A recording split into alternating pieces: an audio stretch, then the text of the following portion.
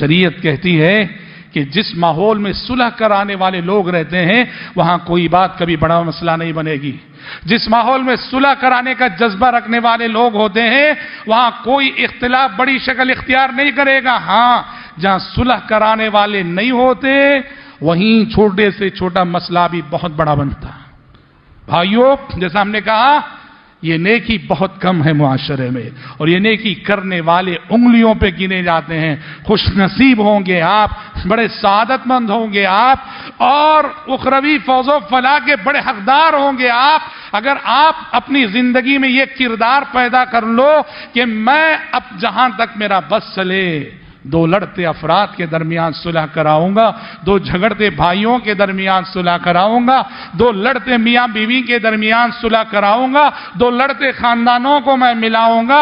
جہاں بھی محبت کی جگہ نفرت آ گئی ہے نفرت کو مٹا کر پھر سے محبت کو بحال کرنے کی کوشش کروں گا. جو شخص یہ عزم لے کر جیے اور اس سلسلے میں سنجیدہ کوششیں کرے وہ بڑا سعادت مند ہے اور اس زمین کا ایک خوش نصیب انسان ہے. مگر یہ خوش نصیبی جیسے میں نے کہا بہت کم لوگوں کے حق میں آتی ہے. یہ کتنی بڑی نیکی ہے جانتے ہیں؟ لڑتے لوگوں کے درمیان صلح کرانا، بگڑے تعلقات کو پھر سے سدھارنا اور بحال کرنا، یہ کتنی بڑی نیکی ہے. آپ نے ایک حدیث میں فرمایا الا اخبرکم بافضل من درجۃ الصلاۃ والصیام والصدقہ. آپ نے صحابہ سے کہا لوگوں کیا میں تمہیں ایک ایسی نیکی نہ بتاؤں جو فضیلت اور درجے میں نفل نمازوں سے بڑھ کر ہے، نفل روزوں سے بڑھ کر ہے، نفل صدقات سے بڑھ کر ہے؟ ایسی نیکی نہ بتاؤں، ایسا عمل نہ بتاؤں؟ صحابہ نے کہا قالوا بلا یا رسول اللہ، اللہ کے نبی ضرور بتائیے نا وہ کون سی نیکی ہے جو نفل نماز سے بڑھ کر، نفل روزوں سے بڑھ کر، نفل صدقے سے بڑھ کر؟ آپ صلی اللہ علیہ وسلم نے کہا اصلاح ذات البین، بگڑے تعلقات کو سدھارنا، لوگوں کے درمیان صلح کروانا. آپ نے کہا یہ وہ نیکی ہے جو نفل نماز، نفل روزوں، نفل صدقات سے بڑھ کر ہے. وَفَسَادُ ذَاتِ الْبَيْنِ هِيَ الْحَالِقَةُ. پھر آپ نے کہا یہ جو تعلقات کا بگاڑ ہے، باہمی اختلاف ہے، ارے یہ تو مونڈ کے رکھ دیتا ہے. لا اقول تحلق الشعر ولكن تحلق الدین. آپ نے کہا تعلقات کا بگاڑ اور اختلاف یہ مونڈ کے رکھ دیتا ہے، اور میں یہ نہیں کہہ رہا ہوں کہ یہ بالوں کو مونڈ دیتا ہے، تمہاری دینداری کو مونڈ کے رکھ دیتا ہے. کیا مطلب؟ جہاں اختلافات آتے ہیں، مسائل پیدا ہوتے ہیں، وہاں انسان کے اندر سے دین کی ایک ایک صفت جاتی رہتی ہے. اختلاف کی آگ میں، نفرت کی آگ میں جلتے ہوئے وہ اخلاق سے باہر ہو جاتا ہے، ادب سے باہر ہو جاتا ہے، انصاف کے تقاضوں سے باہر ہو جاتا ہے، اور دیکھتے ہی دیکھتے جیسے حجام سر مونڈ دیتا ہے، سر پہ کوئی بال باقی نہیں رہتا، یہ اختلافات بھی تمہارے دین کو مونڈ کے رکھ دیتے ہیں.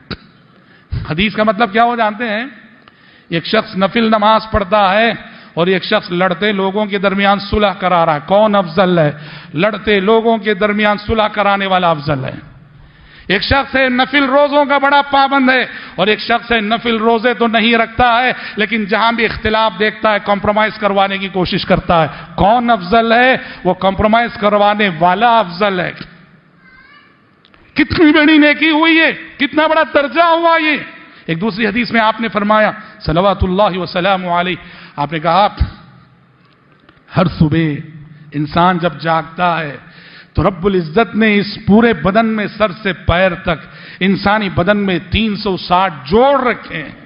اسی کی وجہ سے انسان آسانی سے چلتا ہے، پھرتا ہے، پلٹتا ہے، اٹھتا ہے، بیٹھتا ہے، اچھلتا ہے، کودتا ہے. یہ اگر یہ جوڑ نہ ہوتے تو پھر انسان ایک پتھر کی مانند غیر متحرک وجود بن جاتا. پیارے نبی نے فرمایا کہ ہر صبح جب انسان جاگتا ہے ان 360 جوڑوں کے بدلے 360 صدقے واجب ہوتے ہیں. اور آپ نے فرمایا یہ 360 صدقے انسان کیسے ادا کرتا ہے؟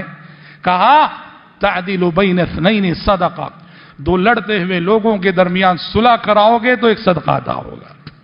والکلمۃ الطیبۃ صدقہ، اچھی بات کرو گے ایک صدقہ ادا ہوگا. تو ہر صبح ہم پر جو صدقے واجب ہوتے ہیں ان صدقوں کی ادائیگی کا ایک راستہ اصلاح ذات البین، لوگوں کے درمیان صلح کروانا ہے.